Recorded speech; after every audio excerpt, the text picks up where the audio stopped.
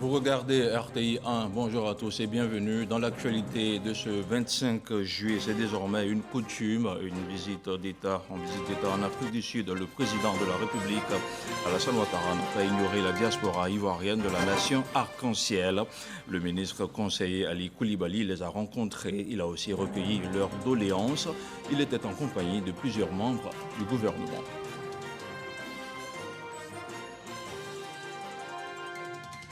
En Côte d'Ivoire, la professionnalisation des métiers de la bijouterie et de la joaillerie est au cœur des débats depuis quelques temps. Face à un domaine qui offre peu de perspectives, les artisans plaident aujourd'hui pour son organisation et l'État de Côte d'Ivoire se dit prêt à les accompagner. La junte militaire au pouvoir en Birmanie a annoncé ce lundi avoir exécuté 4 militants pro-démocratie. Ces derniers étaient accusés d'avoir aidé à commettre des actes terroristes. Il s'agit des premières exécutions depuis des décennies dans le pays. Voilà pour les titres. Merci de regarder RTI en fin de la visite d'État en Afrique du Sud du président de la République, Alassane Ouattara, qui n'a pas oublié ses concitoyens. C'est le ministre conseiller Ali Koulibaly qui les a rencontrés. S'il les a écoutés, il a surtout recueilli leurs doléances. Le compte-rendu de Viviane Aïma. Communauté forte de 800 personnes enregistrées officiellement par l'ambassade, la diaspora ivoirienne en Afrique du Sud s'est mobilisée pour cette rencontre prévue au programme de la visite d'État du président de la République. Le ministre conseiller Ali Koulibaly représentait le président de la République pour la circonstance. Il était accompagné de plusieurs ministres. Dans son propos introductif, l'ambassadeur Sakaria Kone a adressé des remerciements à l'endroit du président de la République Alassane Ouattara pour l'intérêt qu'il accorde à la diaspora ivoirienne en Afrique du Sud. C'est la première fois que la communauté ivoirienne basée en Afrique du Sud est reçue par une si forte délégation. Comme vous pouvez le constater, c'est une grande partie des membres du gouvernement de la République de Côte d'Ivoire que la communauté a le privilège et l'honneur de recevoir aujourd'hui. Monsieur le représentant de son Excellence, Monsieur Alassane Ouattara, je voudrais au nom de toute la communauté, au nom de l'ambassade de la République de Côte d'Ivoire en Afrique du Sud, vous dire merci. Et à travers vous, merci à son Excellence, Monsieur le Président de la République, d'avoir bien voulu accepter que cette rencontre ait lieu. Parce que les Ivoiriens avaient vraiment soif de cette rencontre. Saluant cette belle mobilisation, le ministre conseiller leur a transmis les salutations du président de la République Alassane Ouattara et leur a donné des nouvelles du pays. C'est une tradition instaurée par le président de la République. Et chaque fois qu'il entreprend une visite dans un pays étranger, il se fait le devoir de rencontrer la communauté ivoirienne dans le pays en question.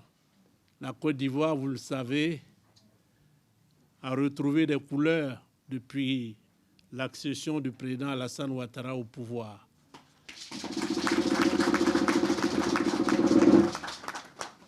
C'est un pays qui va, qui se porte bien grâce à l'action de développement qu'il mène depuis plus de 12 ans.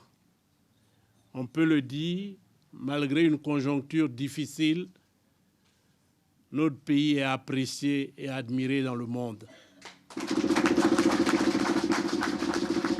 Et vous qui êtes en Afrique du Sud, qui vivez avec les Sud-Africains, vous avez un rôle primordial à jouer dans le cadre du renforcement des relations entre nos deux pays. Autant que nous sachions, vous vous comportez de façon admirable. Et cela est une bonne chose parce que vous avez le devoir de respecter les lois du pays dans lequel vous vivez. Et autant que nous le sachions, et selon l'ambassadeur, les choses se passent plutôt bien pour les Ivoiriennes et les Ivoiriens vivant ici. Vous portez l'image de notre pays. Le président voudrait compter sur vous pour que cette image soit la plus positive possible. Le président de la communauté des Ivoiriens en Afrique du Sud a exprimé la fierté de tous pour le rayonnement international de la Côte d'Ivoire et le prestige dont jouit le président Alassane Ouattara. Il a aussi présenté les doléances de la communauté. Excellence, Monsieur le Président de la République de Côte d'Ivoire, permettez-moi d'abord de vous adresser au nom de la communauté ivoirienne vivant en Afrique du Sud une chaleureuse et fraternelle bienvenue. Akwaba. Fotamana. Ase Ayoka Idanse Siankwa Mukela. Welcome, Mr. President. Monsieur le Président, permettez-moi aussi de vous remercier sincèrement pour l'audience que vous avez bien voulu accorder à la communauté ivoirienne vivant en Afrique du Sud. La Côte d'Ivoire est vraiment de retour dans le concert des nations grâce à votre maestria.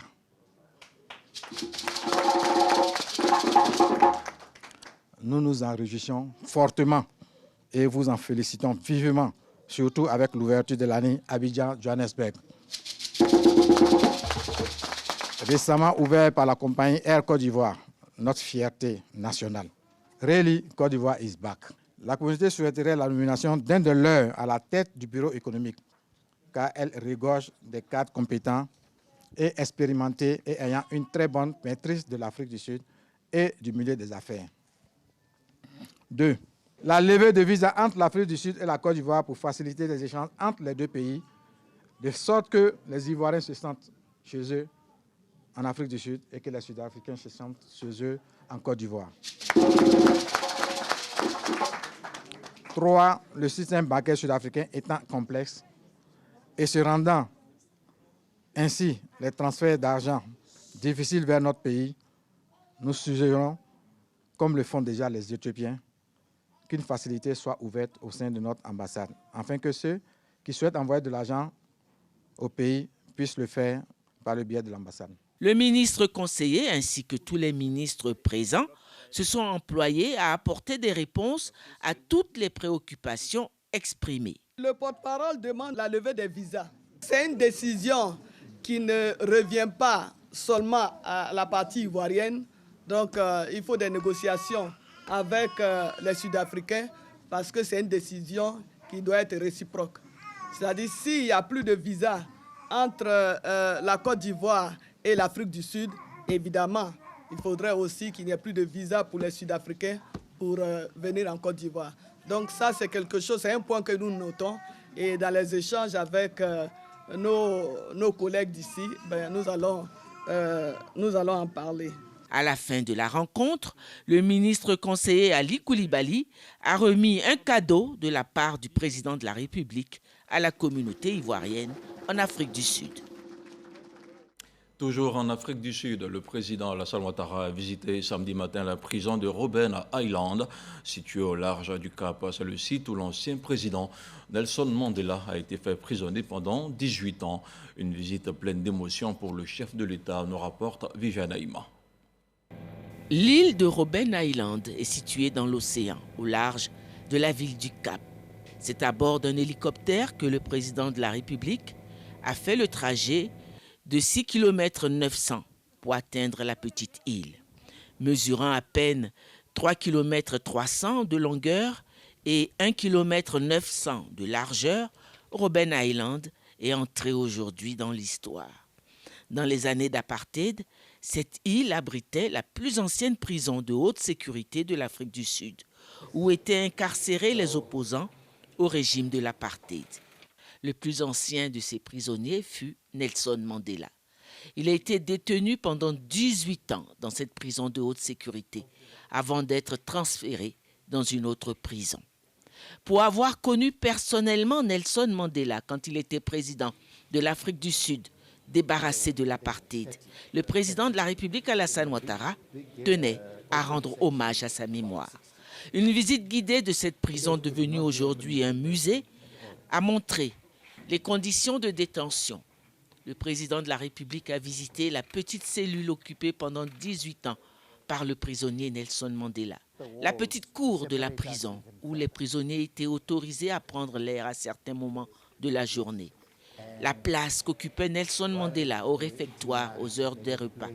Avec beaucoup d'émotion, le président de la République s'est exprimé à la fin de la visite. Nous venons de visiter Robben Island.